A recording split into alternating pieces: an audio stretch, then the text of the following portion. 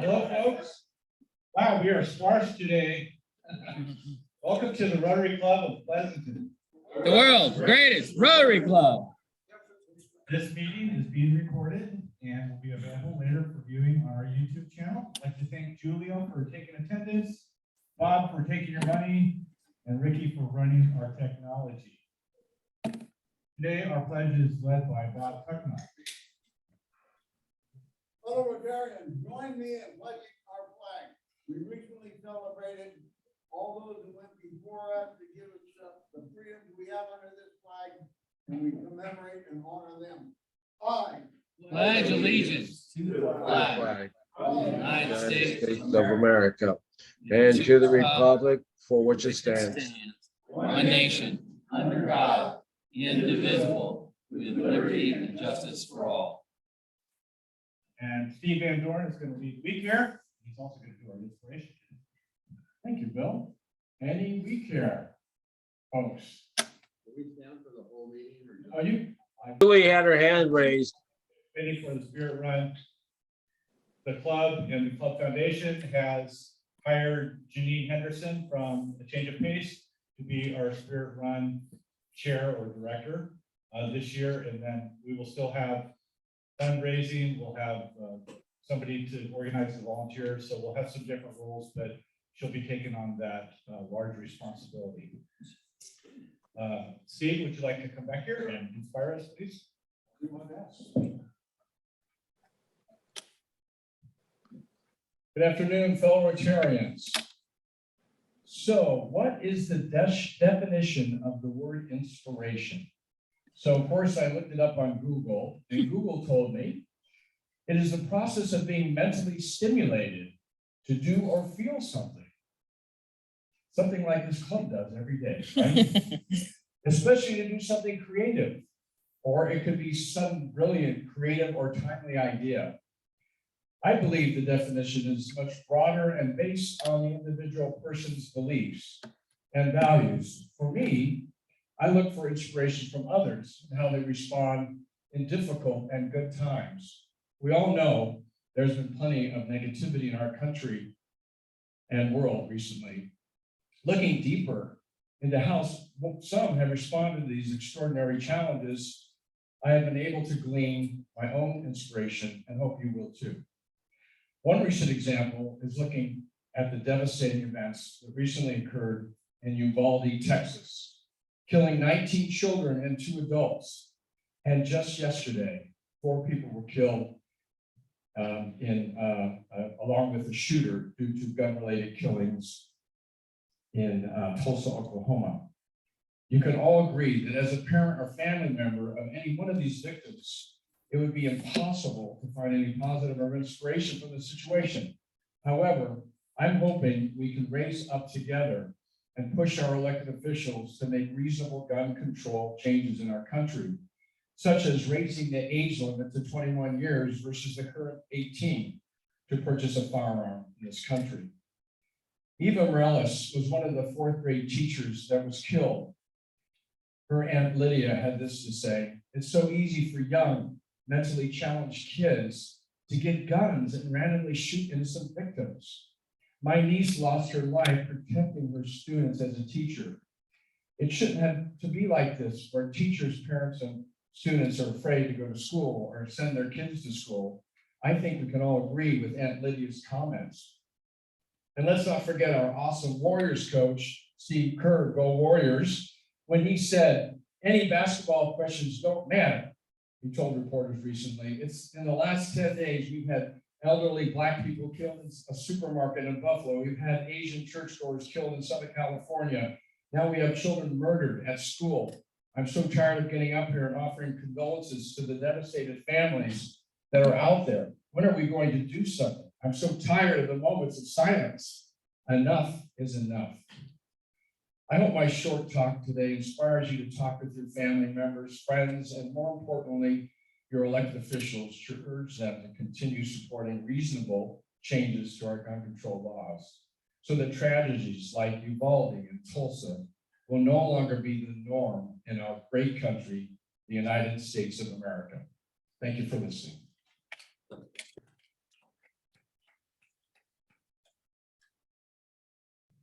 Thank you, Steve. All of us feel the same way as you do. Let's introduce our visiting Rotarians. I know we have one right here in the front row. Would you please stand, sir? From the Rotary Club of Dublin in the category of electrical contractor, please welcome. Hello, Rotarian. Any other visiting Rotarians? I think not. Guests of Rotarians? No. And on Zoom. Larry, say hello, please. Hello, everyone. I'm on my 14th day of quarantine, like Brad says. I'm on antibiotics, so hopefully I'll be back out in the public next week. Thank you for your phone calls. How long are you gonna play this along? Believe me, I wish. Brian, would you like to say hello? Hi there, how are all of you? Hey, Brian. Where are you at, Brian? Well, the background is Pacific Grove, but I'm sitting at my desk, so that's just a fake background. We miss you here. Come on back when you can. Julie, are you and Don there? Yeah, Don is not. He's resting right now. But I just want to let everybody know that on the 15th of June, Don will go down to Palo Alto, Stanford to have a surgery. He'll be in the hospital about a week, and the recovery time will be about 4 to 6 weeks. So we're hoping that this procedure will turn things around for him and that he'll be back to the Don that we all know and love. Yay, yay Well, for we all that. send our best. Right. Yes. Yeah. Audrey, would you like to say hello? Hello, everyone. I had planned to come in person today, but someone at a meeting I attended yesterday tested positive this morning, so I thought it best to stay away. So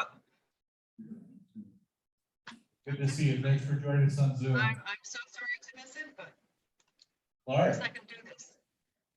Hello, everybody. Sorry I can't be there, but always like to join in when I can. good to see you. Good to see you. That's That's it. everybody. Okay. Well, welcome Zoomers. Now we have a song, Don Lewis video song. He's gonna get that queued up here.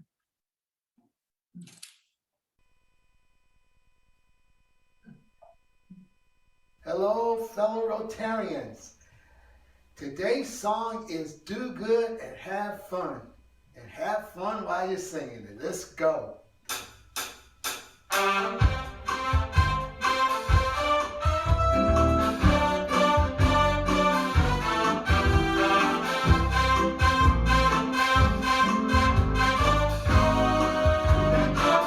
We're the World's greatest rowing club of Pleasanton.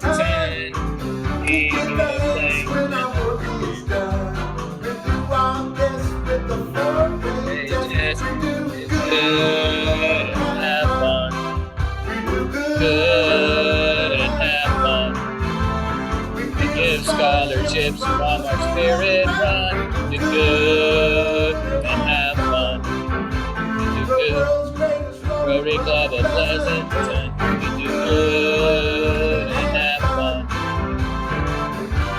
We share as we give wheelchairs. Do good and have fun. We do the world's greatest Rotary Club of Pleasanton. We do good and have fun. We do good and have fun. We do good and have fun. We do good and have fun. We do good. We do good.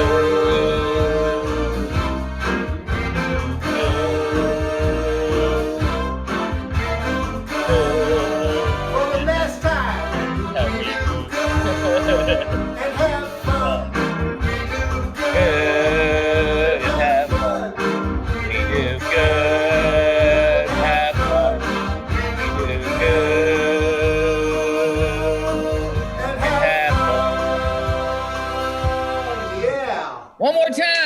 kidding. Just kidding. Just kidding. Just kidding. So all of you know that one of the important giving that we do in our club is for wheelchairs. You know, when Nancy Pinnell passed away, she had been in the process of updating her trust and her will to include that she was going to donate a container of wheelchairs to our foundation. Anyway, I'm talking with her sister, and that document was never finalized. And so it reverted back to the prior document, which didn't have that in there. But the family all got together and they decided that they would leave it up to the people that were receiving her money, what they would do to honor Nancy's wish or not. It turns out that 10 people are inheriting her estate, or what the cash remnants of her estate. And this week we received two $4,200 checks for wheelchairs. A container of wheelchairs costs $42,000. So Dick Stafford has his fingers crossed that 8 more people have really big hearts and are going to honor Nancy's wishes. But at this point, at least $8,400 has come in. So that's really cool. We're, again, in the whole program, we're really moving ahead. We've got Come up here. 21,000. Yeah, come up here and speak with the microphone so everybody can hear what's going on. Lee Carlson also sent in a $165 check. He won our raffle and he donated it back to wheelchairs. So thank you. Thank you, Lee. Okay, just real quick to get up to date on what the money situation is with wheelchairs. We still have one that's in process. It's supposed to be on location by the end of this month, June, in via Hermosa. So we're waiting for information on how we're going to communicate with the Rotary Club in that area to talk about the distribution process and how we can get involved, at least remotely, in making that happen. In addition to that, we're going to move 21,000 from our current checking account, which is before the donations from Nancy Pinnell. So we're going to have another container on reserve for us at the Wheelchair Foundation. The Wheelchair Foundation has legacy money, I'm assuming you can vary. And so they're matching our half a container. We don't need to reach out for other partners. So we're going to have another container, full container on reserve at the Wheelchair Foundation before any of the monies that we just talked about from Nancy. So that's where we are. They're talking about an increase in costs for wheelchairs. I don't know exactly what it's going to go up to, but it will increase. I don't know how significantly, but there will be an increase. It won't take effect until sometime after July 1st. So we get our money up there before July 1st, and it'll still be under the old 21,000 for half the payment. So that's what we're going to do. We have one in process, one on reserve, and I think now with the money that we're seeing coming in, we'll have another one that we'll be able to solidify. That's where we are. Thank you, everybody. What's that? They're going to be in Via Hermosa is the one that's in process right now. We haven't determined where the next one will be, but we'll decide that for sure. Any suggestions? Yes. 280. 280 wheelchairs of the standard size. Don't they stop via Hermosa? What's that? Don't they stop via Hermosa? Where is it? Thanks for the translation, Bob. It's in Yucatan, Minnesota, down in the southern western part of Mexico, near Chiapas. In fact, we'll be working with the Chiapas Rotary Club for that distribution. And we're open to other locations. I mean, we've done Mexico and South America mostly because, first of all, because Bob Athenauer kind of liked Mexico in terms of how people can do business with. But beyond that, we're open for other suggestions on places of need. And we get those recommendations from the Wheelchair Foundation as well. Yes. Question. Yes. Who's on your committee these days? We have a big committee of about 5 people. Are you volunteering? No, who's on the Bill committee? Miller. Volunteer. I want to be on the No, I committee. want to know who's on the Yes, he does. You know what? Anybody who wants to be on their committee, I'm not sure I want to be on that committee. Will you smoke cigars? Mandatory. Larry Ennis, Bill Burke, Bill Wheeler, and Stafford. Just what they need, another old white guy on it. Yeah. Old white guy. So you forgot the fifth. Well, he takes pictures, that's his forte. Anyway, thank you, folks, that's where we stand. Thanks for the update. Dick, are there any other board members that would like to make an announcement? I think Brad may want to mention TTT. Our June 16th, third Thursday, will be at the Sunshine Saloon. And that's an opportunity for us to spend some money there and thank Bob for his major contribution to our progressive dinner.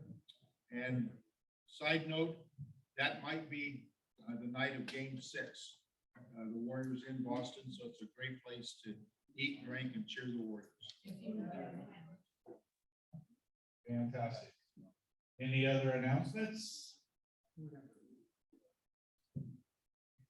And on June 28th, which is Tuesday night, the Warriors will have already won the championship. The finals will be over, and we can celebrate that along with the demotion of President Bill, who fully deserves to be demoted.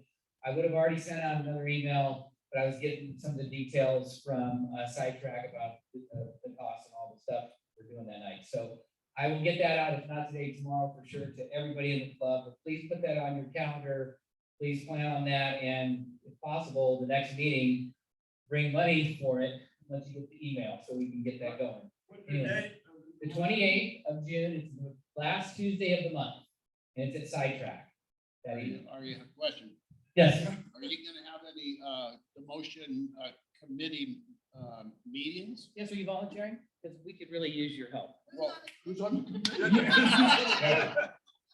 You and I, that's it. It's Mike Wasserman and Ricky Walters. That's it. That's it so far. Okay, the lesson here is don't ask the question. Yeah, don't ask the question. Almost as big as the wheelchair. All right, so we're going to watch our RI video right now. It's titled Rotary Provides Water, Sanitation, and Hygiene. Water, sanitation, and hygiene is one of Rotary's 7 areas of service. This video shows how Rotary supports local solutions to bring clean water, sanitation, and hygiene to more people every day. We don't just build wells and walk away. We share our expertise with community leaders and educators to make sure our projects succeed long-term. A lot of kudos to Gary and Nancy Harrington for launching this committee. We've already completed our first project. We have a second project in motion, and we have a third project coming soon. These are all club-to-club projects. Go ahead.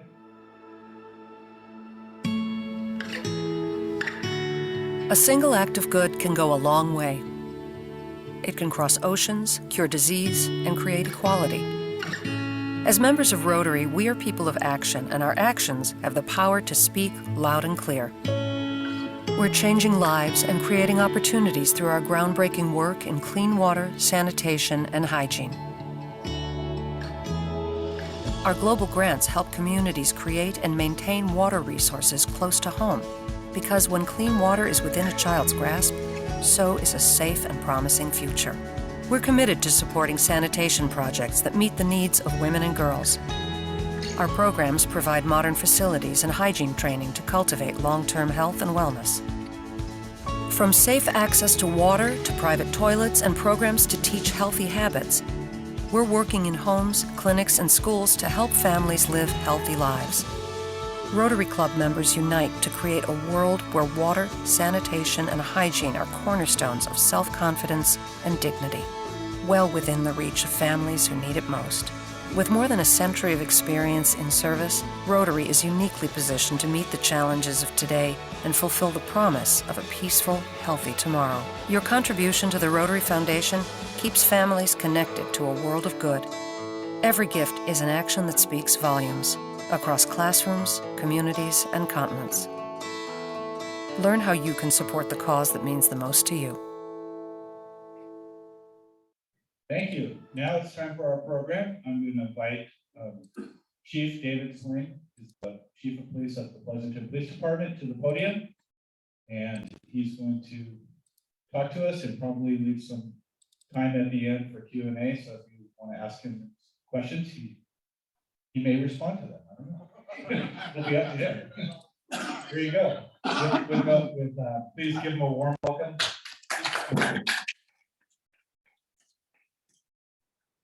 Bill, good afternoon. It's a pleasure to be with you. I was hearing the song, and I think the police department has a similar motto: "It'd be good to have fun." Right? The police department obviously does a lot of good in the community, and we certainly have fun with what we're doing. So it's good to be here. Just a quick background. I've been here now for about 2 years. It's hard to believe it's been 2 years already here in Pleasanton.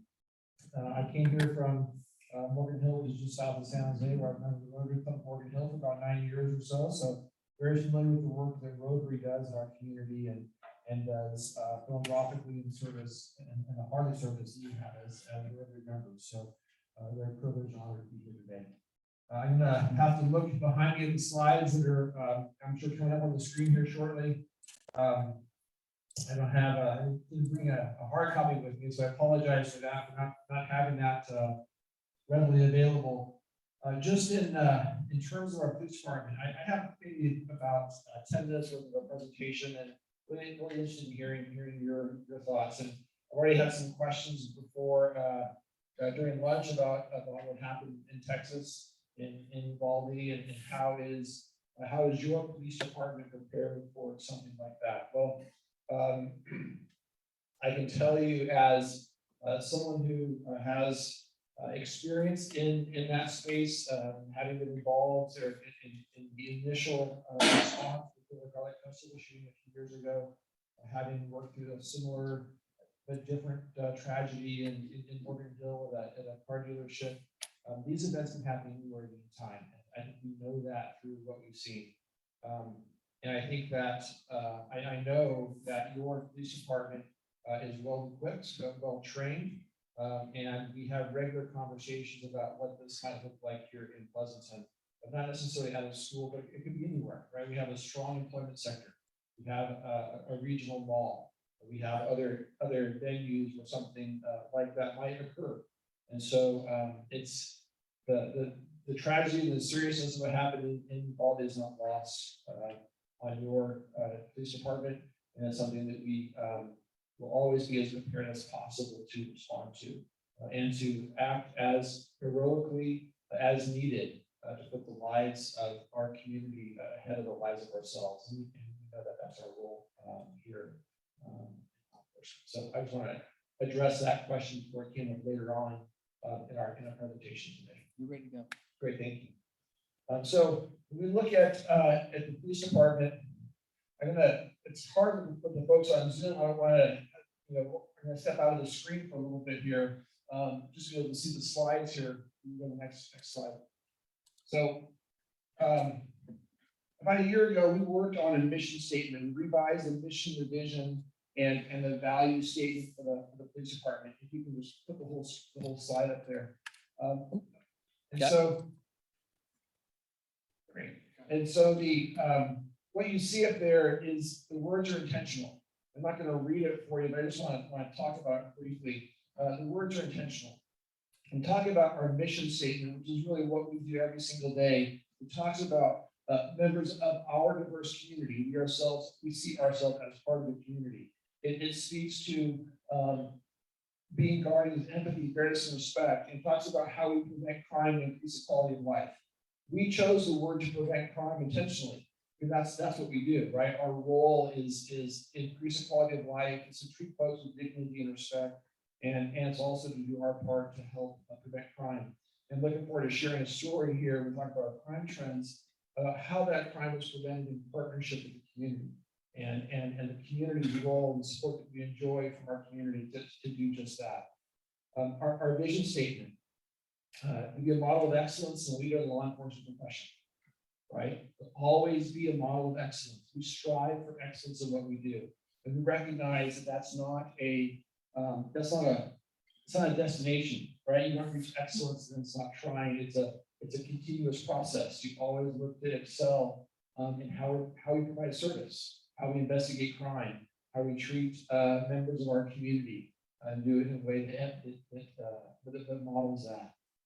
Our values, safety, service. Service is the very first value, and that's also intentional. And the reason behind that is we were at our team leading workshop and all of our managers and lieutenants and above and sergeants and so forth were there. And we're talking about what's important to our community, what's important to our department, and service rose to the top. And so we're having this conversation. Our facilitator said, you know, what you're doing here isn't really aligned with what I'm hearing. And some of the words you're putting up on the board. He said, I'm hearing that service is really important to you as a department.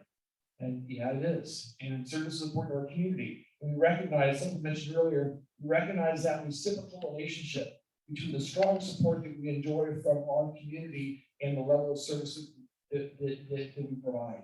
And so that's why service is at the top, because we provide a high level of service. Courage, right? Courage to run towards danger, courage to stand up for what's right, even if that means having to take a really difficult stand. So those are some of the values of what we do. And I wanted to start with that because that's really guiding our department. That's where we are today, where we're going in the future, and our longer term goals for policing here in Pleasanton. The next slide.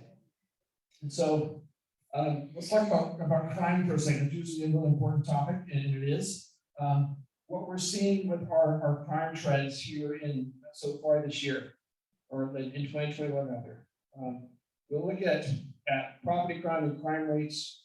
We kind of take 2020, take it off the chart for many reasons, right? Because there's an anomaly in many different areas, especially for crime. But we look at 2019, property crime is down 30%, although it's up slightly in some areas, up from 4%. Violent crime is at the same rate as it was in 2019. So violent crime, unfortunately, has returned back to kind of pre-pandemic levels, if you will.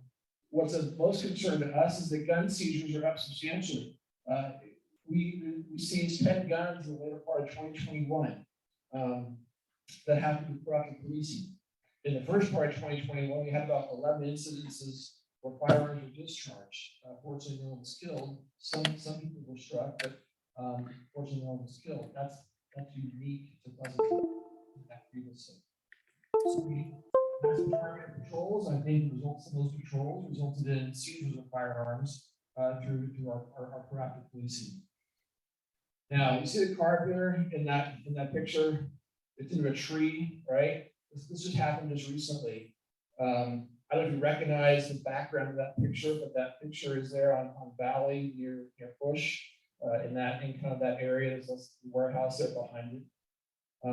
So guys driving down the street, getting right down Valley at like 5 o'clock in the morning, for some reason, driving by himself, he goes off the road and hits a tree, right? And so someone calls us, and so we respond out there. And at some point during that interaction, I'm not sure exactly what happened, but he ditched a backpack nearby and took off on foot, on foot. You know, inside the backpack was 2 handguns, one high capacity magazine, some drugs and scales and things for drug sales and so forth. And unfortunately, he got away that morning at 5 o'clock in the morning. But then later that day, he chose to run nearby to an apartment complex. It's a senior, it's designed for senior housing. I'm not mistaken. Anyways, and so he asked to use the phone. And so here, a guy shows up. His hair's kind of disheveled. He was wearing one shoe, and he was a younger gentleman. And the resident thought, you know, something's just not right here, right? Something doesn't seem right. He didn't know about the crash and the guns and stuff. But he called us and said, hey, something's suspicious here. Something's wrong. And we, of course, immediately knew who it was, and we marshaled all the resources we possibly could to go out there and make sure we had a good tight perimeter and took them custody. And he was a previously convicted felon, so he had a bunch of other charges. That arrest doesn't happen without what? Community help. Right, without the community. So we'll talk about community partnerships, and I can give you other examples as well. That's just the most recent one, and pretty poignant, obviously. But that's how it's one of the ways we're successful in Pleasanton. We have a very proactive crime-fighting culture, and we have great community support and partnerships. People pick up the phone and call us if they see something that's a little bit off, because we're here to investigate that and see if it's something off or something truly criminal occurring. So that's really important to what we do. Next slide. Oh, we got the cover? I thought I did. Second. All right, we'll go to the next slide. So, there's a big question about use of force that's happened, happens in our profession. In terms of questions on use of force, it's an important topic. And I just wanted to share the slide here. I shared it with the council not too long ago, maybe the chamber as well. And what you see up there, looking back to 2021, is the most common type of force that's used is a control hold. That's an officer applying some sort of a technique that's a pain compliance in nature to help someone to overcome their resistance. That's the most common force that we use. We track that level of force, not just baton strikes or taser deployments or other types of forces used. And in that, the 31 or 37 cases that are up, or incidents that are up there, some may be the same incident where multiple applications of different types of force are used. Maybe it starts with a control hold and then goes to a taser. So now you have those two that are actually one incident. And overwhelmingly, that's it's a very small percentage of our total arrests, obviously. We arrest probably in the ballpark of 1,600 people a year. And so look at 37 incidents of force over that. It's a very small percentage of the number of arrests. We're actually taking someone into physical custody. So it's an important conversation and one I just wanted to share as we continue to have that conversation in our community. Just what is spit? Yeah, well, some people, when they are taken into custody, maybe. I think I hit the bottom with my finger. So sometimes people taken into custody maybe due to an inebriated state or high agitated emotional response, and they choose to spit on an officer or someone. And so the spit hood is designed to allow them to safely breathe while also preventing them from spewing bodily fluid on an officer or someone else for that matter. So. Just curious, what happened in 2018 with the In 2018, I think that's year we had like 11 taser deployments. I'm not sure. I don't know what drove that. I don't have that. I don't have that for you. We had deployed tasers prior to that. Sometimes you might see when a new tool is deployed, you may see an increase in its use. But I don't know specifically what happened in 2018. It was just sometimes there are anomaly years that happen, and fortunately that trend has not continued. Next slide. All right. So our community advisory board. In September of last year, we formed our community advisory board. It's come out of our conversations with the community, and it's really has been a tremendous asset for the department. Most recently, our community advisory board, we had a conversation the last week or two on a couple items. One on what does equity in policing look like around the conversation about race in policing. We'll continue that conversation here in our next meeting. And we had a conversation about AB 481. Now, I know you probably don't know what AB 481 is, so I'll share it with you briefly. The state legislature passed a law signed by the governor, so it's enacted, where police departments have to report on their use of military equipment. And military equipment is very loosely defined. It's not equipment that comes from the military, because there is a program where cities can acquire specific previously used military equipment. Pleasanton does not participate in that program. The military equipment that we have to talk about with council are things that we use every single day, like our armored rescue vehicle, like the patrol rifles that we have, and other types of tools that we have at our disposal to help keep our community safe. And so we brought the AB 481 requirements to our community advisory board in advance of taking it to council to hear our community feedback. And so that's one of the ways that we use our community advisory board is to bounce ideas off them, to hear their input, to kind of seek their guidance as we develop policy, and also to help inform council about how a segment of the community feels around the topic, bring it back. So That item will actually go to council on June 7th. If adopted, council has to either approve or not approve the continued use and acquisition of new equipment that's on a certain list. And you can find more information about that on our website as well. But that's something that our community advisory board does. We also brought the idea of recruitment and retention back to our community advisory board. They helped us with new ideas around recruitment. You might find it not surprising, but it's difficult to find police officers today, right? For lots of different reasons. The narrative around police, I'm sure, drives a lot of that. So our CAB, our community advisory board, helped us with some ideas around recruitment and some strategies to help both diversify our department and increase our candidate pool. Next slide, please. So there was conversation earlier about SROs. We do have our SROs in the school, our school resource officers. We have 2 school resource officers who are assigned primarily to our high schools.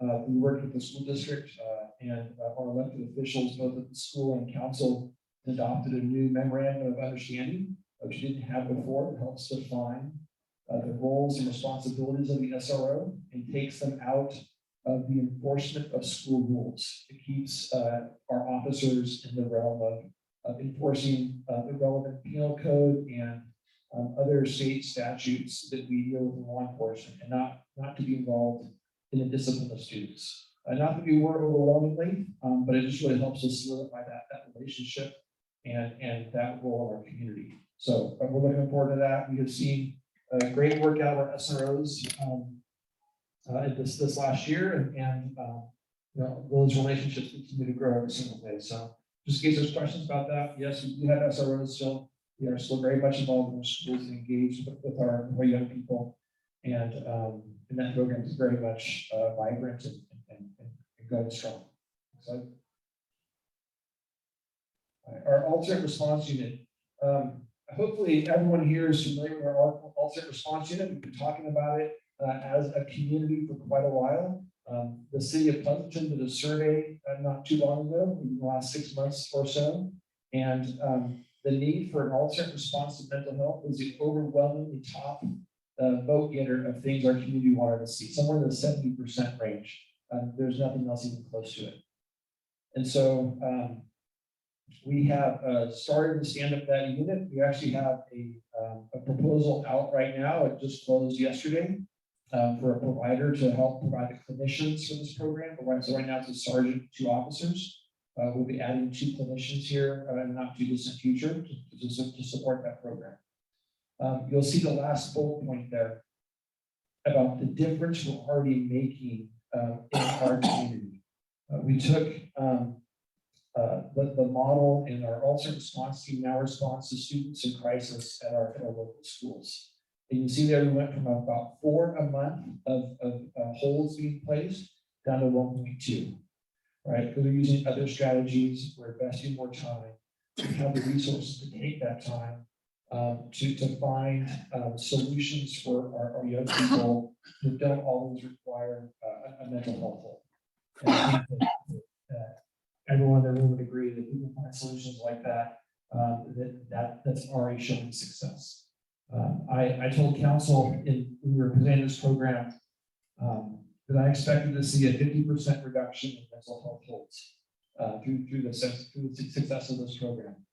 My staff was wanting to pull me off the microphone at that juncture because they couldn't see how that happened.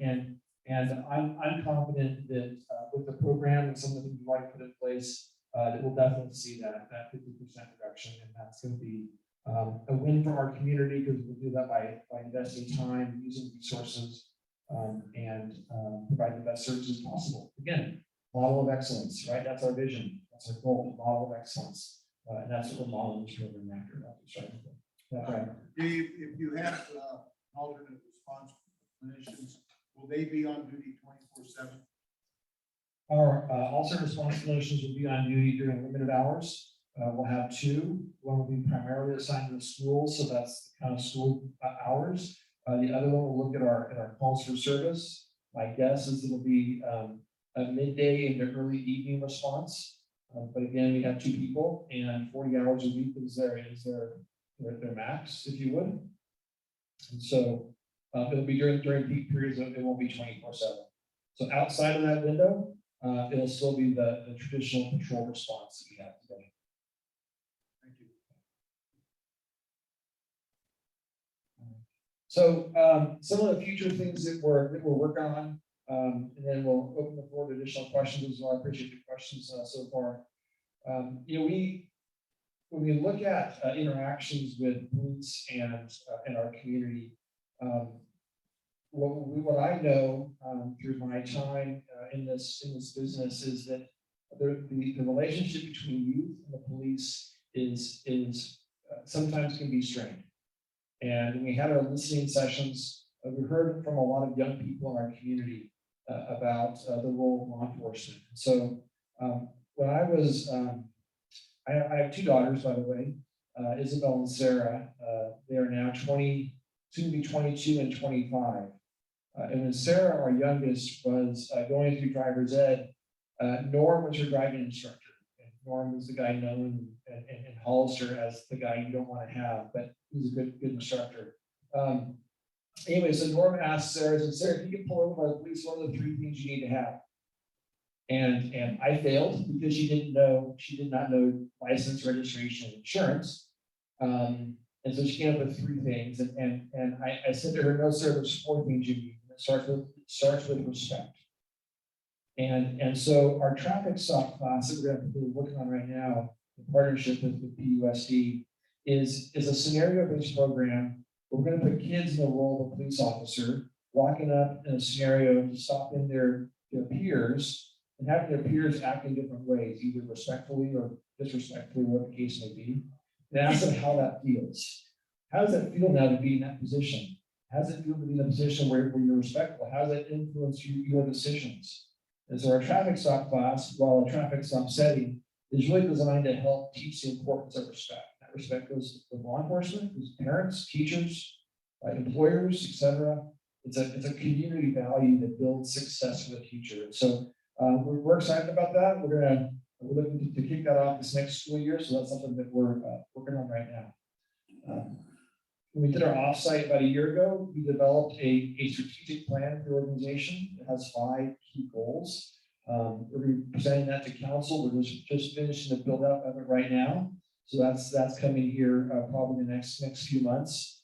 Those goals center around investing in the healthy and engaged workforce, reducing crime and increasing the feeling of safety, creating a culture and maintaining a culture of inclusivity, building community trust, and looking for organizational efficiencies and effectiveness. So that's going to help drive us probably for the next 3 to 5 years and really give us some solid direction as an organization.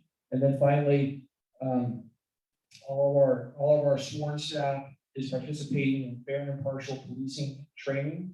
That's around the topic of bias and how do the biases that we all bring into life, how do those affect what we do in law enforcement? How do we understand our biases? How do we work to ensure that the policing, as policing practitioners, that we're providing fair and impartial policing to the greatest extent possible? And then finally, use of force and de-escalation. We work regularly on de-escalation. There's a new Senate bill, or newer Senate bill that requires some training there, and so all our sworn staff do that. So as you can see, we invest a lot in training. We invest a lot in the future of our department, and it's when I was going through the hiring process, Nelson Fiala said to me, he says, Dave, so this is a pretty special place. I said, yeah, you're the city manager, right? You're gonna, of course you're gonna say that.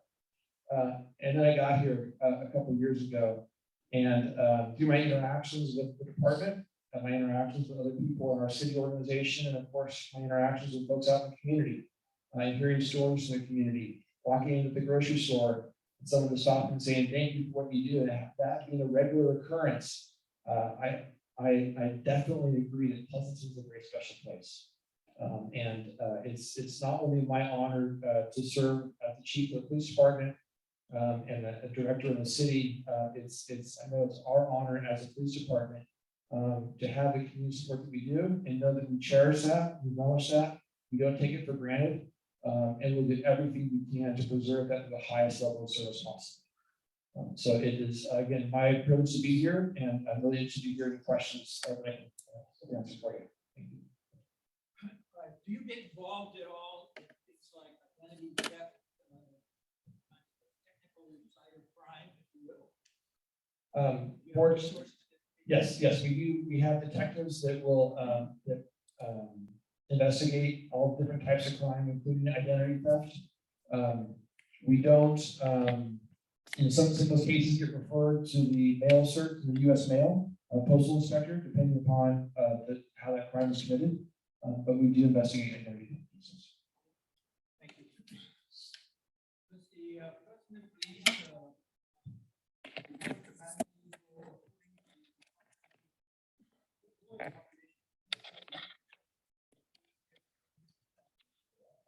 Great question. So the question is, has our police department capacity grown with the population and other metrics? And the point that you brought up, that a lot of people come here to shop and I'll say, and do other things. About 75% of the people that we arrest are not Pleasanton residents. So we talk about examples of crimes that have happened. The majority of those stories are people that are not Pleasanton residents. We have some attractions that draw a criminal element here. Geographically, obviously, we're 580, 680, so it's off the freeway. And so our department, we have 83 sworn officers and about 35 professional staff. And so, there's always a need, I think, in every department in the city, and there's always a need to add more staff and always serve better with more personnel. And we also are still well situated as an organization. So to answer your question, how have we grown? I'm not sure how long we've been at 83, but we're able to provide the services we have right now. Our greatest challenge is less about adding officers, more about filling the vacancies that we have. We have 7 vacancies right now. And so before we even look to add officers, we need to know what kind of service we can provide to the police staff department. Valley Police Department share resources such as bomb squads and times We do share resources. So we have a regional SWAT team that is a Livermore and Pleasanton East County tactical team. And we have resources that we share with that, whether they be our armored rescue vehicles. We each have a rescue vehicle. However, in most situations, you need more than one. And we had the incident out of the Arroyo probably about a year ago now, where a gentleman was fired about 250 rounds from the second-story apartment. And we probably could use 4 or 5 rescue vehicles there because of the nature of that call. So we do share resources. We also use the Alameda County Sheriff's Office, their drone team, their explosive ordnance disposal team. We used those recently. We had an incident here in town about a week and a half ago or so. So there is regional collaboration, and there also could be more. Thank you, Chief, for all you do. You may have seen, I think it was in Berkeley yesterday, I think the police department was able to find some information that was on the internet or being dispersed by an individual, a young person. They went to his house and they were able to stop a potential major issue that just happened recently. Are there people on your team that are following that data that crosses through those different social media channels? How is that managed? That just seems like a huge issue. Yeah. And so there are 2 ways that we get information that's out on social media. The first is through community contacts. Someone sees something on their Instagram or their Facebook or their Twitter feed, or something they hear about and it's concerning to them, and they let somebody know. And then the other way is we have resources and tools that help us identify threats. We're obviously involved with the Northern California Regional Intelligence Center, which is a fusion center that is also looking for threats out in the community. And then, of course, if once we get that information, we investigate those thoroughly. After George Floyd, there were some malls, shopping malls that were hit throughout the region. We got I think an Instagram post was sent to us about the potential for Stone Ridge to be hit. And so that came through regional channels. And so of course, took a quick response on that, able to help protect the mall and our community. So it's really through kind of see something, say something philosophy, and then also through other tools and resources. Do all officers wear body cameras, and how are they deployed? Yes, all of our officers wear body cameras. I should have worn mine today. We've all been on camera.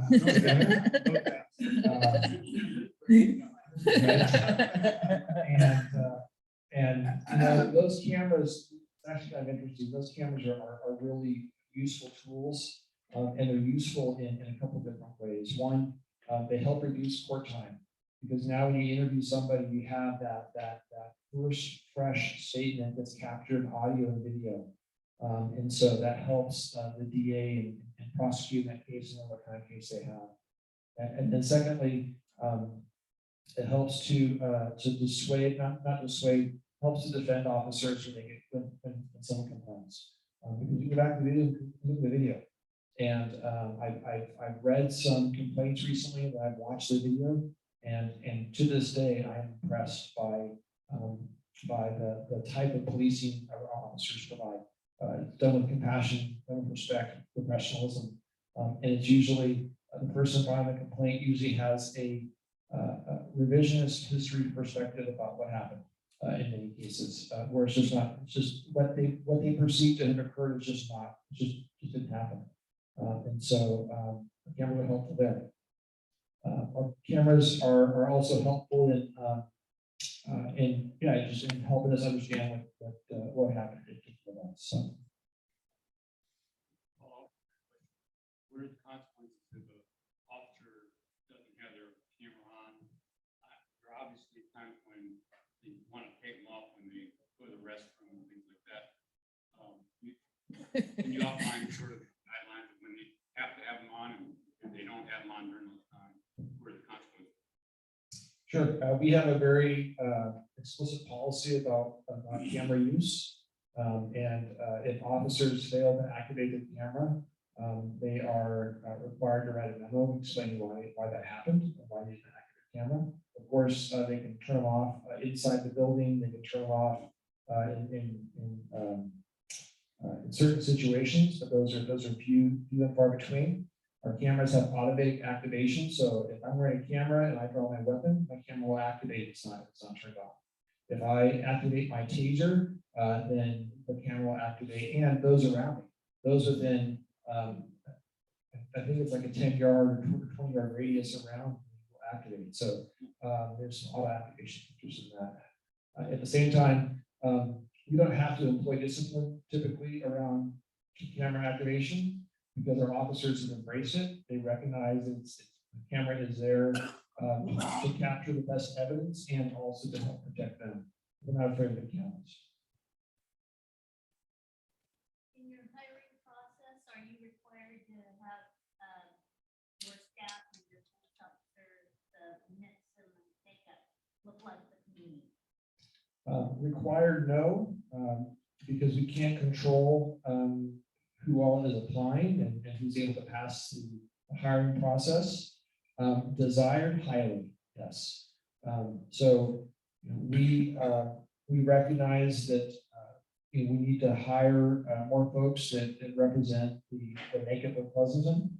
The Indian community in Pleasanton, when we look at the census from 2010 to 2020, grew substantially. Regrettably, we don't have any officers of Indian descent, and we would love to be able to change that trend, and we're working to do that. So. Let's do the last question. You guys ever use drones? Sheriff's Department has a large facility of drones available. Yes, we work regularly with the Alameda County Sheriff's Office. We had an incident rather about a week and a half ago where we used drones significantly or substantially to help provide intelligence and awareness of what's happening around the residents and even inside the residents for executing a search warrant. So, so to your point, yes, we do. While we don't have drones in Pleasanton, we do use them regularly from the Alameda County Sheriff's Office, and that's something that we're certainly explore for our own use and to have in our own toolbox. 4, 5, 6 years ago, there was a program. I used to stop at my Starbucks in South Florida, and there'd be 2 or 3 police officers who were whose were beat anymore, but in their neighborhood, and so you get it, and they were there just to visit. And I haven't seen that. Well, obviously, the pandemic shut all that down. Do you have any plans to do that? Because I think it's so important for the neighbors to get to know by name their police officer. For sure, absolutely. Which Starbucks was that? One in Santa Rita and Valley. Okay. Gotcha. So just this last, I forget when it was, but this last year we did a coffee with a cop event. It sounds similar to what you're talking about at Starbucks on Main Street.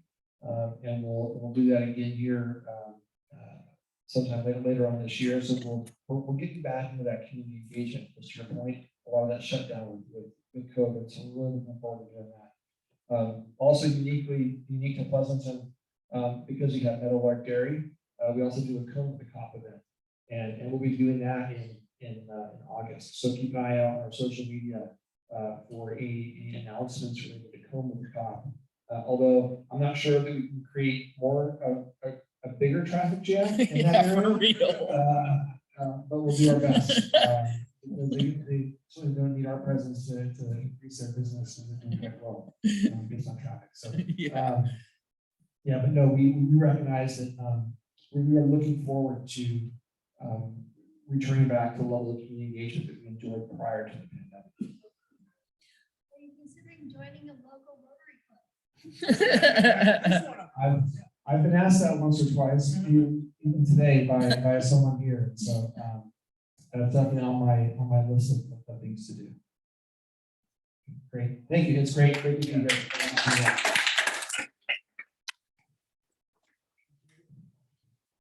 That was fantastic, Chief Swing. We invite you to come back and talk to us again on our speaking schedule. So let's get Bob Brad up here. Try to give away some money. Okay, he's just going to do it there. So first ticket is in 490. Only like 4 people left.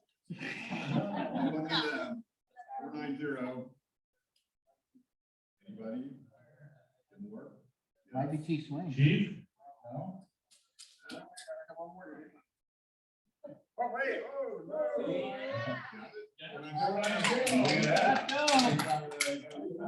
If you win, you have to join.